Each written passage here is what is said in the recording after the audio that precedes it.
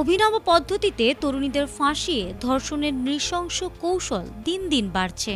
সাধু সন্ন্যাসীদের প্রতি একদল মানুষের ভক্তি ও বিশ্বাস থাকে অনেক বেশি, কিন্তু ধর্মের সেই পবিত্র মলাটকে ঢাল বানিয়ে কখন যে একদল পৈশাচিক মানসিকতার মানুষ বিশ্বাসের বড় ফাঁদ পেতে রাখে তা চেনা বড় মুশকিল।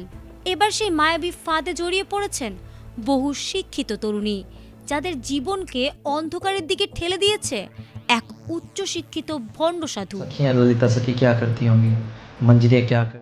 29 বছর বয়সী এক যুবক, যে কিনা 2021 সালে একটি শীর্ষ প্রতিষ্ঠান থেকে মেকানিক্যাল ইঞ্জিনিয়ারিং পাশ করে। বার্ষিক 20 লাখ টাকা বেতনের একটি কর্পোরেট চাকরিও জুটেছিল এই মেধাবীর। কিন্তু উজ্জ্বল ক্যারিয়ার গড়ার স্বাভাবিক পথ ছেড়ে সে বেছে নেয় অপরাধের এক নোংরা অলিগলি। নিজের আসল পরিচয় আড়াল করে আত্মপ্রকাশ করে এক তরুণ ধর্মীয় গুরু হিসেবে।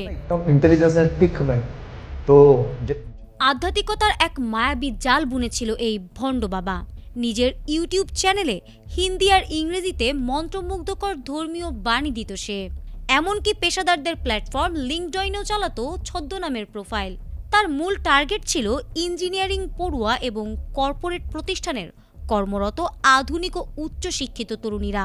ভিডিও কলে কথার জাদুতে সে তরুণীদের এমনভাবে বশ করত যে তার ক্যারিয়ার ও পরিবার পরিজন ছেড়ে তার আস্তানায় এসে থাকতে শুরু করে।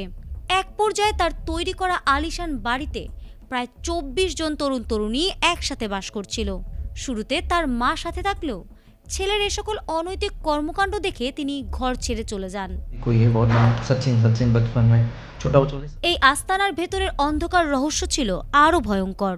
ভক্ত তরুণীদের ভক্তি বাড়াতে এবং আধ্যাত্মিকতার উচ্চ স্তরে পৌঁছানোর নাম করে সে প্রসাদ হিসেবে পান করতে দিত ঘন দুধ।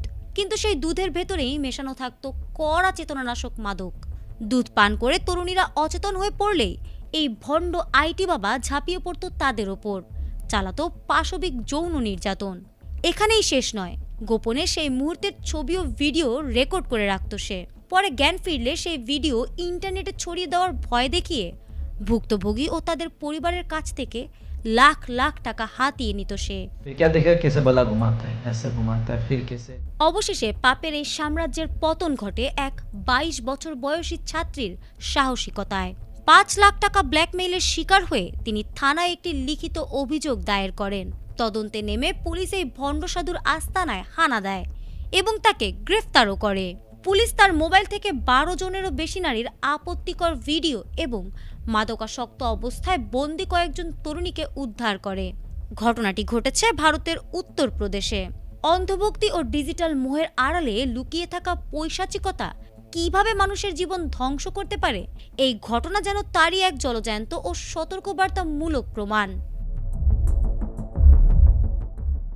ফারহানা হক, ATN বাংলা।